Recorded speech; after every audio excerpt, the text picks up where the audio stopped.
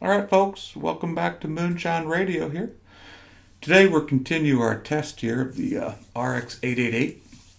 We've got some more discoveries for you and some bad news, but we're going to give you some ramifications.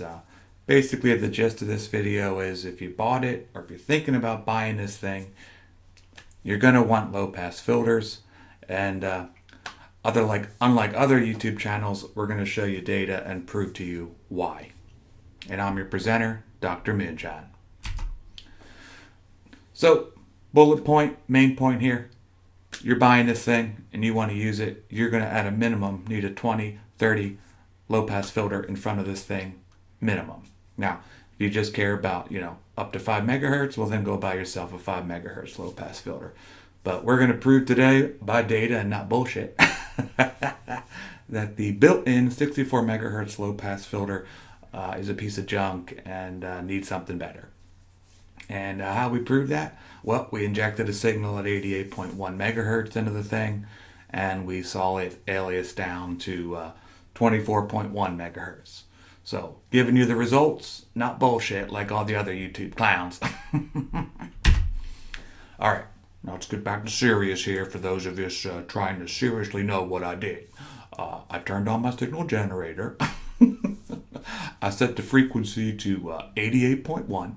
Now, for those of you in the United States, 88.1 is a broadcast frequency, so signals could be rather strong.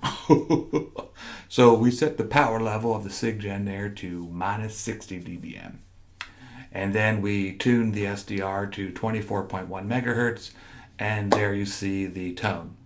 So the 88.1 signal alias down to 24.1 megahertz. So the internal 64 megahertz low pass in this thing has been a piece of junk and has been rejected by Dr. Moonshine.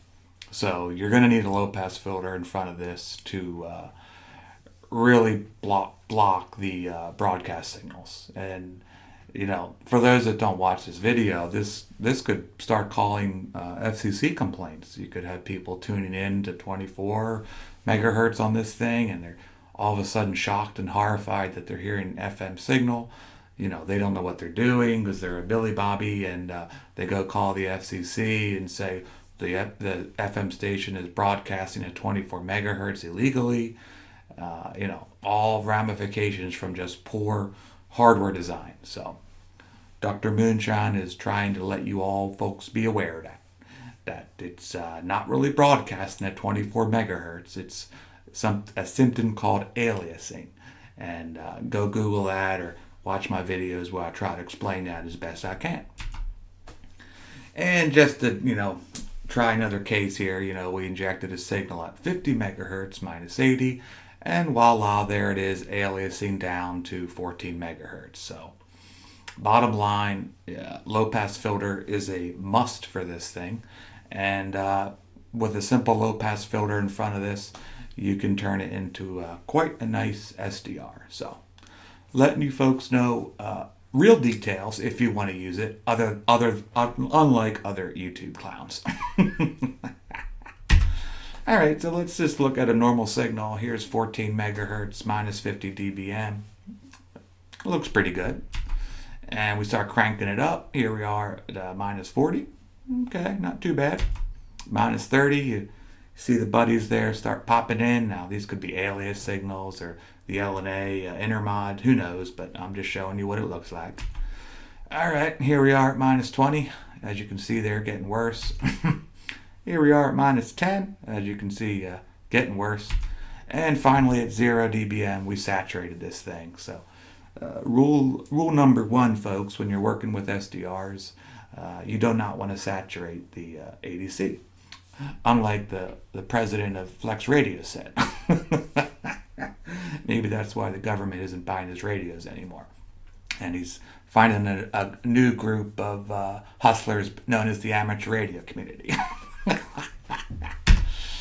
All right, so back to the 88 here. It's pretty good SDR. 16 bits ADC. Yeah, we like that. It only works on Windows and SDR console. That's not very good because it makes all the Linux users sad.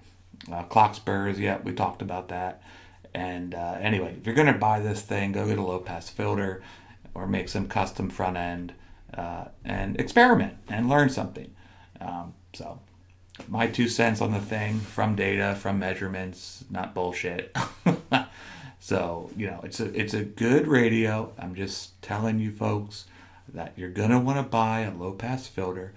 Otherwise, you're going to hear strange things aliasing down, and you're going to be tuning around and hearing FM signals where they shouldn't be. They're not really there. They're simply aliasing because of the low pass filter. Internal of this thing is rather bad. And a little mention needs to be said. The previous slide I had a typo. So yes, the thermal noise power is given by the formula shown above, and the noise floor of the universe is negative 174 dBm per hertz. If anyone out there thinks they have something lower than that, please let me know so I can give them a Nobel Prize in physics. Anyway, that's the floor of the universe. You ain't going to get better. So everything else is going to be much higher than that low number. And the formula also has a T in there. That indicates temperature.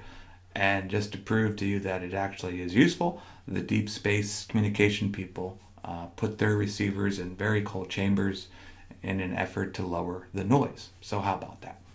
And folks, it's really about SNR, signal to noise ratio. It's not about S9, S5. I don't know what that means. If you want to get a good signal, the signal to noise ratio is what you care about. And that's what we care about here in Moonshine Radio. And we talk about RF power in terms of dBm, basically 10 log 10 of a milliwatt. That's it. And the reason why we like dBm is that when we put attenuators or amplifiers in series, we simply just add and subtract. And it makes everything a lot easier. So that's why we use those units. And back to the S9, S5, I would rather have a radio that had an S5 with a SNR of 40 dB, right, than something that gave me an S9 with an SNR of 10 dB. You see how that's worse? Okay. It's about, what we care about is SNR, signal to noise ratio, when we're trying to either demodulate something or tune in a radio signal. So, figured I'd give you folks some more data about the RX888. Until next time, this has been a production of Moonshine Radio.